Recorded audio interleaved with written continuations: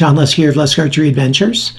Serious testing, successful hunting. Today I'm testing a brand new broadhead that just hit the market called the HELAKILL broadhead. HELAKILL, that's kind of a cool name.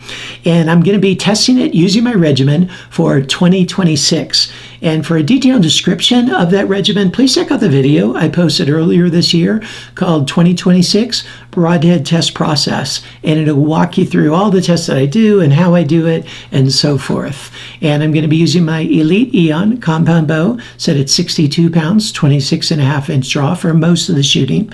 Bishop Archery FOC King arrows at 450 grains.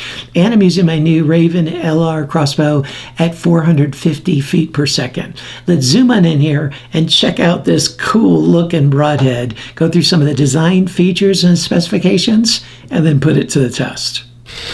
Here's a good look at the HELAKILL, and man, this is a cool looking broadhead. I mean, it just looks wicked cool. I love the coloring of it and the finish on it and just the curl to it. There's just a lot to like about this broadhead. I gotta be honest, when I first looked at it in the package and on their website, I thought it was an Annihilator. I mean, it looks just almost identical to an Annihilator. It's got the same shape and same like cutout right here in the back. Just very, very similar. Let's talk about the materials. First of all, it's CNC billet machined out of a single chunk of 17-4 stainless steel.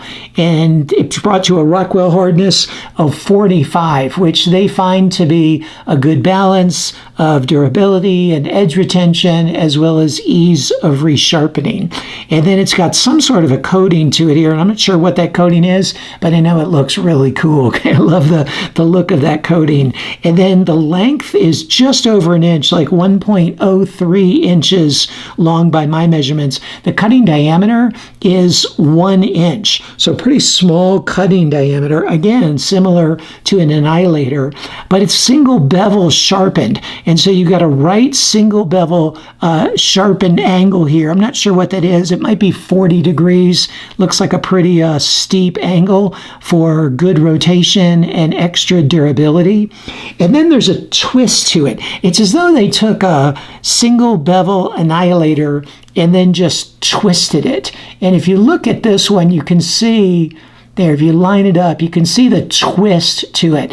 Now, it doesn't have the cavitation technology that an Annihilator does, but it does have that single bevel. That whole profile looks really similar, but then it's got that extra twist. So it's got the single bevel that's going to create rotation, then this extra twist to it that's going to accentuate the rotation both in flight as well as it penetrates a medium.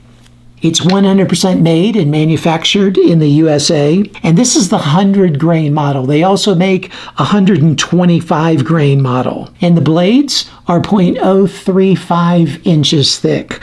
The price on these, they're not cheap. It comes out to $130 for 3 of them. Really look forward to putting this head to the test and seeing how it performs.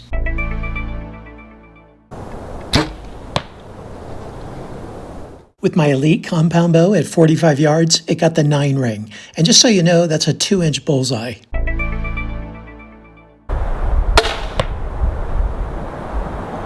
And with the Ravin at 45 yards, it also got the 9 ring. The flight sound scored a 9.3 on a 10-point scale, whereas a field point is a 10 on a 10-point scale.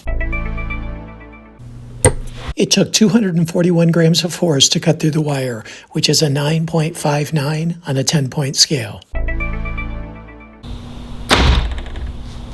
It penetrated right at 8 inches. I know it gets cut off here in the video, but it's 8 inches. It took an additional 45 grams of force to cut through the wire, which is a 9.1 on a 10-point scale.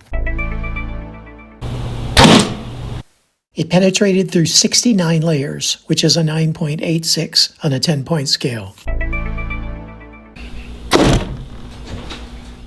Wow, it rotated a whopping 140 degrees at 11.5 inches.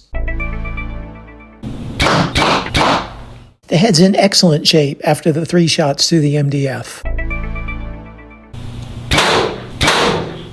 and it's still in near perfect condition after the 2 shots through the sheet of steel. There's just a little bit of blunting to the tip.